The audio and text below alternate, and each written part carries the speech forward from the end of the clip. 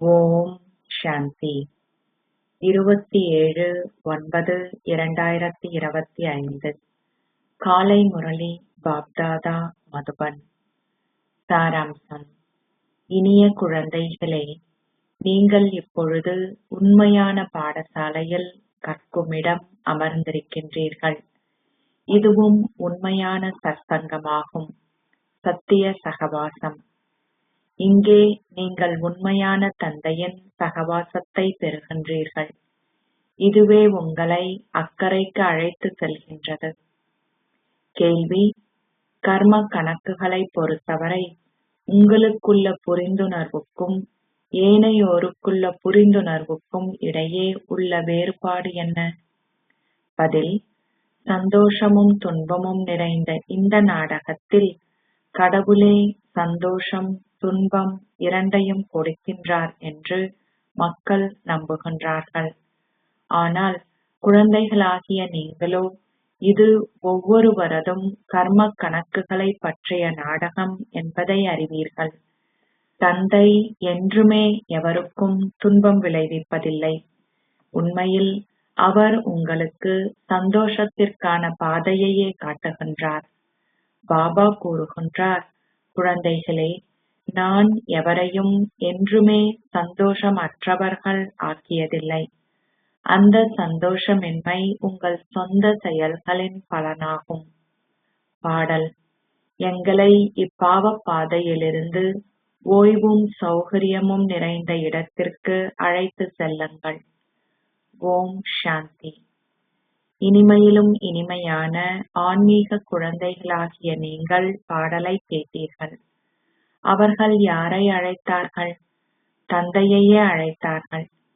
பாபா வந்து எங்களை இந்த கலியுக பாவ உலகிலிருந்து சத்தியயுக புண்ணிய உலகிற்கு அழைத்து செல்லுங்கள். மனித ஆத்மாக்கள் அனைவரும் இப்பொழுது கலியுகத்தவர்கள். அவர்களின் புத்தி மேலே செல்கின்றது. தந்தை கூறுகின்றார், நான் எவ்வாறானவர், என்ன செய்கின்றேன் என்பதை எவருமே அறிய மாட்டார்கள். ரிஷிகளும் முனிவர்களும் கூறி வருகின்றார்கள், நாங்கள் அதிபதியாகிய படைப்பவரான எல்லையற்ற தந்தையையோ அல்லது அவருடைய எல்லையற்ற படைப்பின் ஆரம்பம், மத்தி, இறுதியையோ அறியாதிருக்கின்றோம். ஒளி தத்துவமான பிரம்ம தத்துவமே ஆத்மாக்களின் வசிப்பிடமாகும். அங்கு சூரியனோ சந்திரனோ இல்லை. அவை அசரீரி உலகிலோ அல்லது சூட்சும உலகிலோ இருப்பதில்லை. எவ்வாறாயினும் இந்த மேடைக்கு ஒளி போன்றன இருக்க வேண்டும். ஆகையால் இந்த மேடை இரவில் சந்திரன், நட்சத்திரங்களிடமிருந்தும் பகலில் சூரியனிடமிருந்தும் ஒளியை பெறுகின்றது. இவையே ஒளிகளாகும்.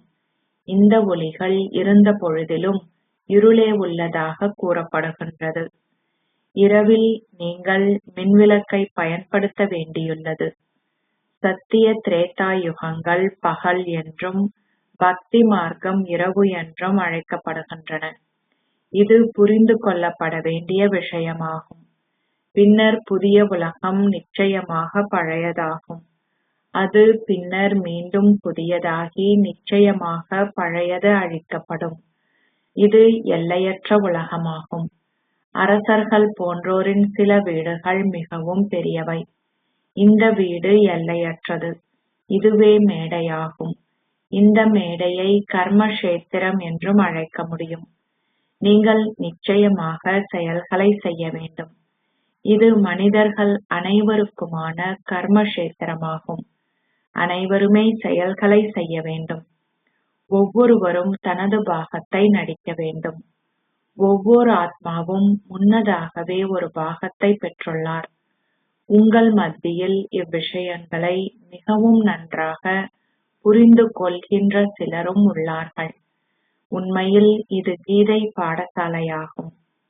வயதானவர்கள் எப்பொழுதாவது ஒரு பாடசாலையில் கற்பதுண்டா? இங்கே இளையவர்கள், முதியவர்கள் அனைவருமே கற்கின்றார்கள். இது வேதங்களுக்கான பாடசாலை என்று அழைக்கப்படுவதில்லை. அங்கே இலக்கோ அல்லது குறிக்கோளோ இருப்பதில்லை. அவர்கள் வேதங்களையும் சமய நூல்கள் போன்றவற்றையும் அதிகளவில் கற்கின்றார்கள். ஆனால் அவற்றை கற்பதனால் தாங்கள் என்னவாக ஆகுவார்கள் என்பது அவர்களுக்கு தெரியாது. அந்த சத்சங்கங்கள் எவற்றிற்கும் எவ்விதமான இலக்கோ அல்லது குறிக்கோளோ இல்லை. இப்பொழுது எவருமே அதை சத்திய சகவாசம் சற்சங்கம் என அழைப்பதற்கு சங்கடப்படுகின்றார்கள். ஒரேயொரு தந்தை மாத்திரமே சத்தியமாவார். அவரையிட்டே கூறப்படுகின்றது, நல்ல சகவாசம் உங்களை அக்கறை சேர்க்கின்றது, தீய சகவாசம் மூழ்கடிக்கின்றது. தீய சகவாசம் என்பது கலியுக மனிதரின் சகவாசமாகும். ஒரேயொருவரின் சகவாசம் மாத்திரமே சத்திய சகவாசமாகும். முழு உலகினதும் ஆரம்பம், மத்தி, இறுதியின் ஞானத்தை தந்தை இப்பொழுது எவ்வாறு உங்களுக்கு கொடுக்கின்றார் என்பதையிட்டு நீங்கள் வியப்பு அடைகின்றீர்கள். நீங்கள் உண்மையான பாடசாலையில் அமர்ந்திருக்கின்றீர்கள் என அறிந்து சந்தோஷம் அடைய வேண்டும். ஏனைய பாடசாலைகள் அனைத்தும் பொய்யானவை. எவருமே அந்த சத்சங்கங்கள் போன்றவற்றுக்கு செல்வதனால் விசேஷமானவர்கள் ஆகுவதில்லை. ஒரு பாடசாலைக்கு அல்லது ஒரு கல்லூரிக்கு செல்வதனால் குறைந்தபட்சம் அவர்கள் ஏதோ ஒன்றாக ஆகுகின்றார்கள். ஏனெனில் அவர்கள் அங்கு கற்கின்றார்கள். வேறெங்கும் கல்வி இருப்பதில்லை. ஒரு சத்சங்கம் கல்வி என அழைக்கப்படுவதில்லை. மக்கள் சமய நூல்களை கற்று பின்னர் கடைகளை திறக்கின்றார்கள். அவர்கள் அவ்விதமாக பணம் சம்பாதிக்கின்றார்கள். அவர்கள் கிரந்தை சிறிதளவு கற்று குருதுவாரை, அதாவது சீக்கியரின் ஆலயம், குருவிற்கான வாசல் திறக்கின்றார்கள். பல குருதுவாராக்கள் திறக்கப்பட்டுள்ளன. குருவிற்கான வாசலானது அவரின் வீட்டின் வாசலாகவே இருக்க வேண்டும். அவர்கள் பெரிய குருதுவாராக்களின் வாசல்களை திறக்கும் பொழுது மக்கள் அங்கே சென்று சமய நூல்களை கற்கின்றார்கள். முக்தி தாமமும் ஜீவன் முக்தி தாமமுமே சர்க்குருவிற்கான வாசலான உங்கள் குருத்வாரா ஆகும். சர்க்குருவின் பெயர் என்ன? அமரத்துவ ரூபம்.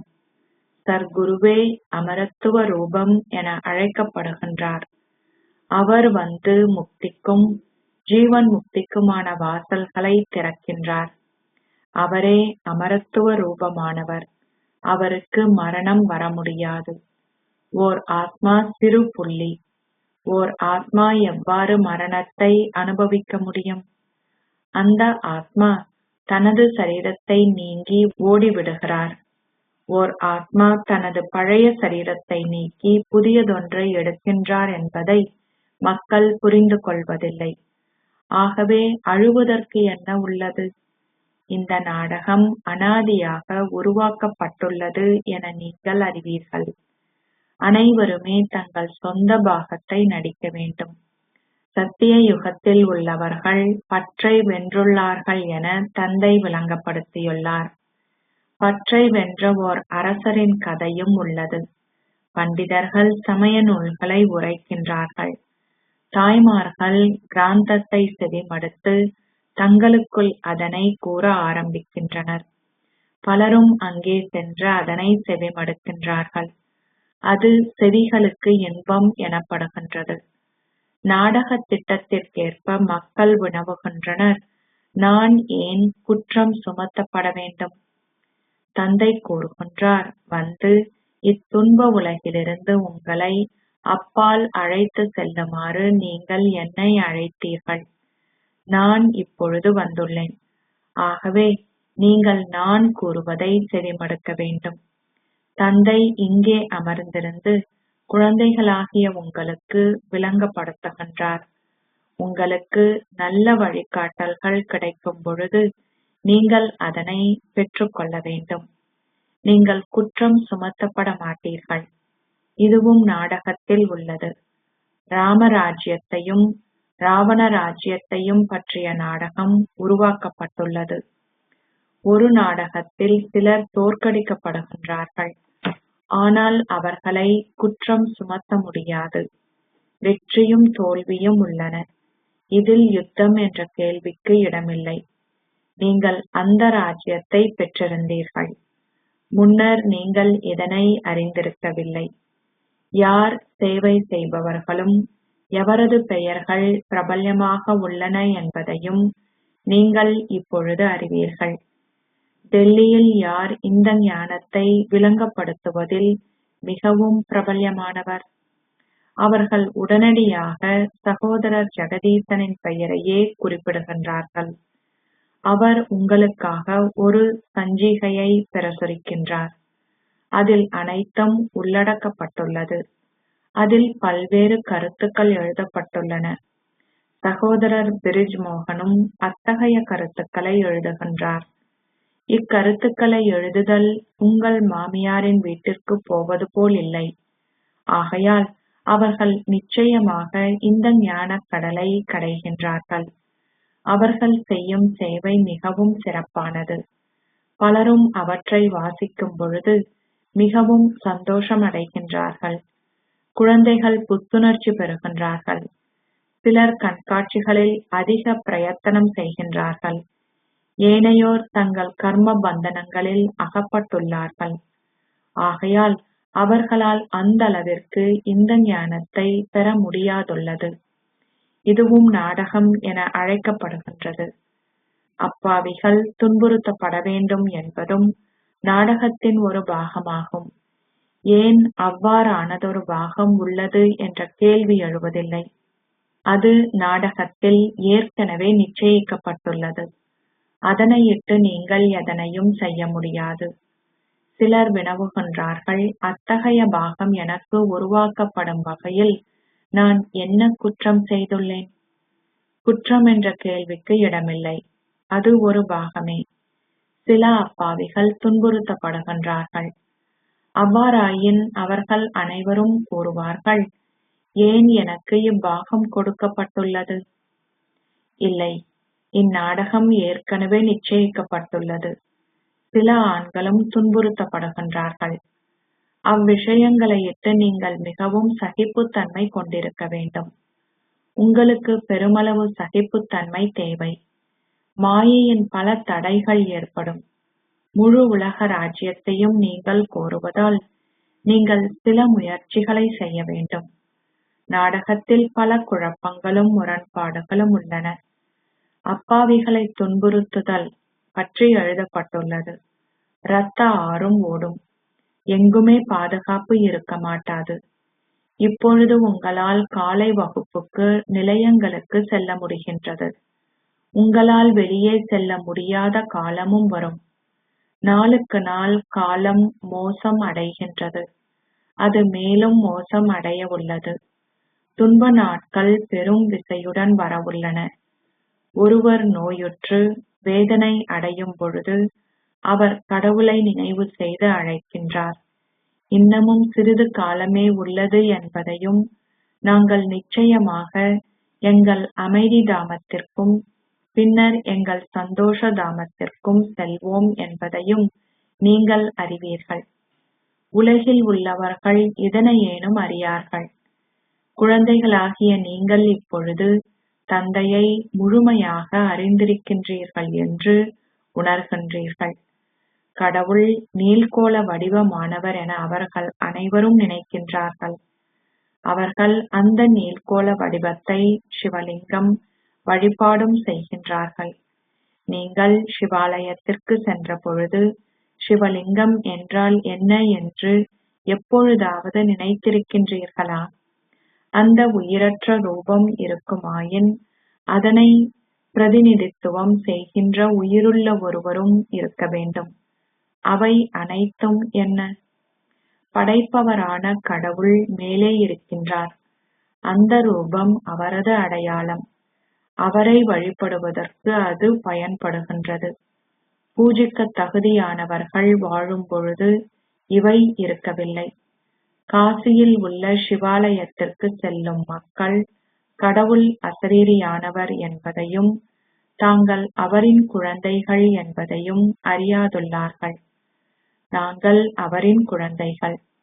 ஆகவே நாங்கள் ஏன் துன்பத்தை அனுபவம் செய்ய வேண்டும்? இது சிந்திக்கப்பட வேண்டிய விஷயமாகும். ஆத்மா கூறுகின்றார், நான் கடவுளின் குழந்தை. ஆகவே நான் ஏன் சந்தோஷமற்றிருக்க வேண்டும்?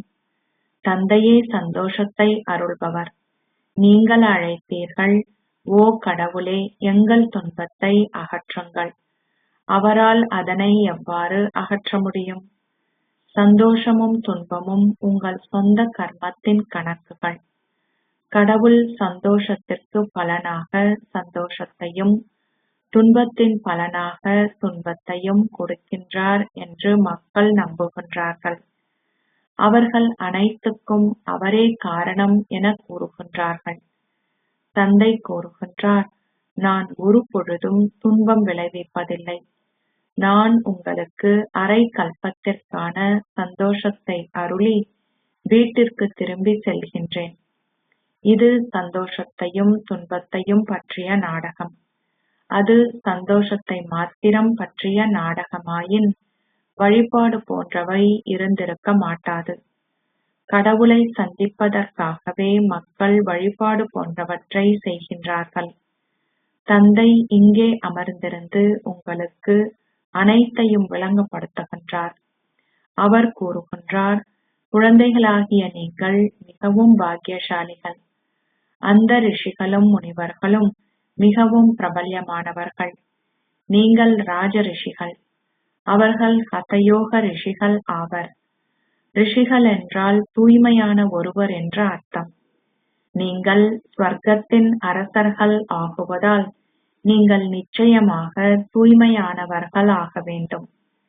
சத்திய திரேதா யுகங்களில் யாருக்கு ராஜ்யம் உரியதாக இருந்ததோ அது மீண்டும் ஒரு முறை அவர்களுக்கே உரியதாகும்.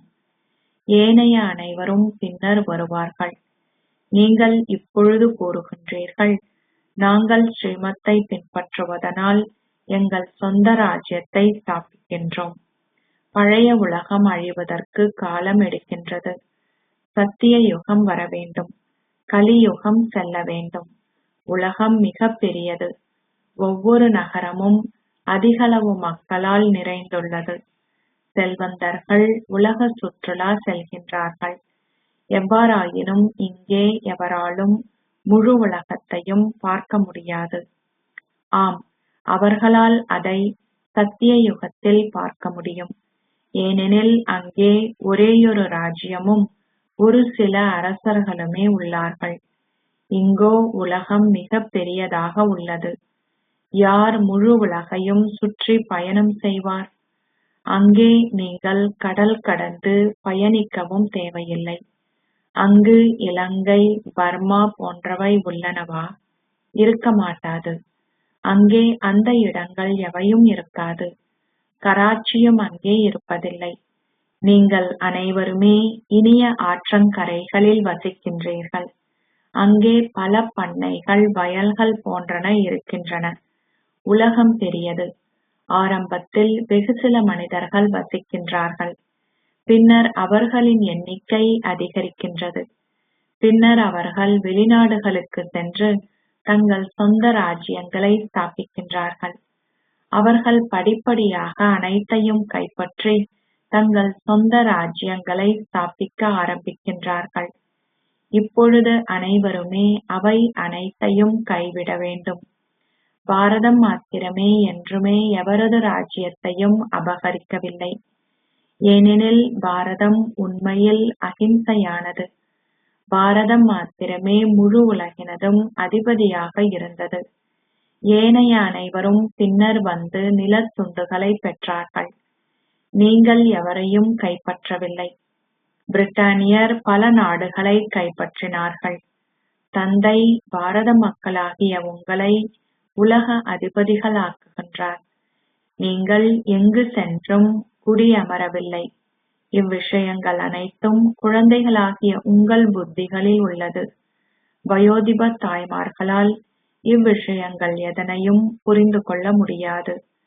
தந்தை கூறுகின்றார், நீங்கள் எதனையும் கற்காதது நல்லதாகும். நீங்கள் கற்றுள்ள அனைத்தையும் உங்கள் புத்தியிலிருந்து அகற்ற வேண்டும். நீங்கள் ஒரே ஒரு விஷயத்தை கிரகிக்க வேண்டும். இனிய குழந்தைகளே, தந்தையை நினைவு செய்யுங்கள். நீங்கள் கூறுவதுண்டு, பாபா, நீங்கள் வரும்பொழுது நாங்கள் எங்களை உங்களுக்கு அர்ப்பணிப்போம். அப்பொழுது நீங்கள் உங்களை எங்களுக்கு அர்ப்பணிக்க வேண்டும். ஒரு பரிமாற்றம் இடம்பெறுகின்றது. திருமண வைபவத்தில் மணவாட்டியும் மணவாளனும் ஒருவருக்கொருவர் உப்பை பரிமாறிக்கொள்கின்றார்கள். நீங்கள் தந்தையிடம் கூறுகின்றீர்கள், என்னுடைய பழையது அனைத்தையும் நான் உங்களுக்கு கொடுக்கின்றேன். அனைவரும் மரணிக்க வேண்டும். அனைத்தும் அழிக்கப்பட உள்ளது. நீங்கள் பின்னர் அவை அனைத்தையும் எங்களுக்கு புதிய உலகில் கொடுப்பீர்கள். தந்தை அனைவரையும் திரும்பவும் வீட்டிற்கு அழைத்து செல்லவே வந்துள்ளார். அவரே மகா மரணம். சிந்தியில் அவர்கள் வினவுவதுண்டு, அனைவரையும் அழைத்து செல்லும் இது என்ன வகையான மரணம்? தந்தை உங்களை திரும்பவும் வீட்டிற்கு அழைத்து செல்ல வந்திருப்பதால் குழந்தைகளாகிய நீங்கள் மிகவும் சந்தோஷமாக இருக்கின்றீர்கள். உங்கள் வீட்டிற்கு நீங்கள் பெரும் சந்தோஷத்துடன் திரும்பி செல்வீர்கள். பெருமளவு சகிக்க வேண்டியுள்ளது. மிகவும் நல்ல குடும்பத்தை சேர்ந்த தாய்மார்களும் துன்புறுத்தலை அனுபவம் செய்கின்றார்கள். நீங்கள் உண்மையான வருமானத்தை ஈட்டுகின்றீர்கள். மக்களுக்கு எதுவுமே தெரியாது. அவர்கள் கலியுகத்து சூத்திர சமுதாயத்தினர். நீங்களோ சங்கமயுக சமுதாயத்தினர் ஆவீர்கள். நீங்கள் அதிமேன்மையானவர் ஆகுகின்றீர்கள். லக்ஷ்மியும் நாராயணனும் அதிமேன்மையான முதல் இலக்கத்திற்கு உரியவர்கள் என்பது உங்களுக்கு தெரியும். பின்னர் அவர்களது கலைகள் தொடர்ந்தும் குறைவடைகின்றன. அவர்கள் முதலில் மேலிருந்து கீழிறங்கி வந்து பின்னர் படிப்படியாக தொடர்ந்தும் வீழ்கின்றனர். இந்நேரத்தில் அனைவருமே வீழ்ந்துவிட்டார்கள். விருட்சம் மிகவும் பழையதாகிவிட்டது. அடிமரமும் உக்கிவிட்டது. ஆகவே இப்பொழுது ஸ்தாபனை இடம்பெறுகின்றது. அத்திவாரம் இடப்பட்டுள்ளது. மரக்கன்று மிகவும் சிறிதாக உள்ளது. பின்னர் அதிலிருந்து பெரியதொரு விருட்சம் வளர்கின்றது. இந்த விருட்சம் சத்திய யுகத்திலும் உள்ளது. அந்த நேரத்தில் விருட்சம் மிகவும் சிறிதாக இருக்கின்றது. இப்பொழுது அது மிகவும் பெரியதாக உள்ளது. மனித உலகில் பல்வேறு வகையான மலர்கள் உள்ளன. ஒரே விருட்சத்திலேயே பல்வேறு வகைகள் உள்ளன. இது பல்வேறு சமயங்களின் மனித விருட்சமாகும். ஒரு மனிதரின் முகம் இன்னொருவரைப் போல் இருக்க முடியாது. இரு வேறானவர்கள் ஒரே பாகத்தை நடிக்க முடியாது என்பது நாடகத்தில் ஏற்கனவே நிச்சயிக்கப்பட்டுள்ளது. இது எல்லையற்ற, ஏற்கனவே நிச்சயிக்கப்பட்ட அற்புதமான நாடகமென அழைக்கப்படுகின்றது. இதிலும் பல செயற்கையான விஷயங்கள் உள்ளன. உண்மையானவை தொடர்ந்தும் பயன்படுத்தப்படுகின்றன. பின்னர் அவை 5000 வருடங்களுக்கு பின்னர் மீண்டும் ஒருமுறை தோன்றுகின்றன. உருவாக்கப்பட்டுள்ள படங்கள் போன்றன உண்மையானவை அல்ல. அதாவது உண்மையான தோற்றம் அல்ல. நீங்கள் பிரம்மாவின் முகத்தை 5000 வருடங்களின் பின்னர் மீண்டும் பார்ப்பீர்கள். இந்நாடகத்தின் ரகசியங்களை புரிந்து கொள்வதற்கு உங்களுக்கு பரந்த எல்லையற்ற புத்தி தேவை. நீங்கள் வேறு எதனையும் புரிந்து கொள்ளாது விட்டாலும் ஒரேயொரு விஷயத்தை மாத்திரம் உங்கள் புத்தியில் வைத்திருங்கள். நான் வேறு எவருக்கும் அன்றி சிவபாபாவிற்கு மாத்திரமே உரியவர். ஆத்மா கூறுகின்றார், பாபா, நான் உங்களை மாத்திரமே நினைவு செய்வேன். இது இலகுவானது. நீங்கள் தொடர்ந்தும் உங்கள் கரங்களால் செயல்கள் ஆற்றும் பொழுது தொடர்ந்தும் உங்கள் புத்தியால் உங்கள் தந்தையை நினைவு செய்யுங்கள். அச்சா, இனிமையிலும் இனிமையான அன்புக்குரிய, எப்போதோ தொலைந்து இப்போது கண்டுபிடிக்கப்பட்டிருக்கும் குழந்தைகளுக்கு உங்கள் தாய் தந்தையாக இருக்கும் பாப் தாதாவின் அன்பும் நினைவுகளும் காலை வந்தனங்களும். ஆன்மீக தந்தை ஆன்மீக குழந்தைகளுக்கு நமஸ்தே சொல்கிறார். ஆன்மீக குழந்தைகள் ஆன்மீக தந்தைக்கு நமஸ்தே சொல்கின்றனர். தாரணைக்கான சாராம்சம். 1. சகிப்புத்தன்மை என்ற தெய்வீக குணத்தை கிரகித்து மாயையின் தடைகள் அனைத்தையும் கடந்து செல்லுங்கள். பல அனர்த்தங்கள் வந்து பெருமளவு துன்புறுத்தல்கள் இடம்பெறும் பொழுது நீங்கள் தந்தையின் நினைவில் நிலைத்திருந்து அனைத்தையும் சகிக்க வேண்டும். ஓர் உண்மையான வருமானத்தை ஈட்டுங்கள். 2. பரந்த எல்லையற்ற புத்தியுடையவரும் ஏற்கனவே நிச்சயிக்கப்பட்ட இந்த நாடகத்தை மிக தெளிவாக புரிந்து கொள்பவரும் ஆகுங்கள். இந்த அற்புதமான நாடகத்தில் அனைத்தும் ஏற்கனவே நிச்சயிக்கப்பட்டுள்ளது. ஆகவே எக்கேள்வியும் எழ முடியாது. தந்தை உங்களுக்கு கொடுக்கின்ற வழிகாட்டல்களை தொடர்ந்தும் பின்பற்றுங்கள்.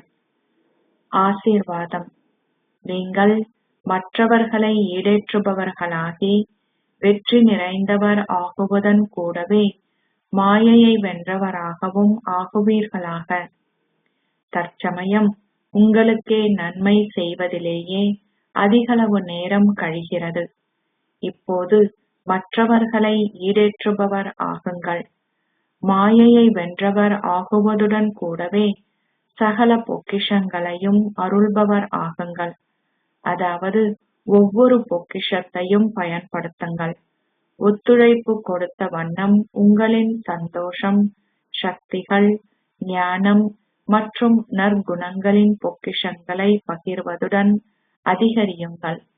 நீங்கள் அருள்பவரின் ஸ்திதியை அனுபவம் செய்யும் போது, அதாவது நீங்கள் மற்றவர்களை ஈடேற்றுபவர் ஆகும்போது, பல பிறவிகளுக்கு உலக ராஜ்ய உரிமையை நீங்கள் கோருவீர்கள். ஸ்லோகம். உலக உபகாரி ஆகுவதற்கு உங்களின் பலவீனங்களுக்கு எல்லா வேலைக்குமாக விடை கொடுங்கள். அவ்யக்த சமிக்கை.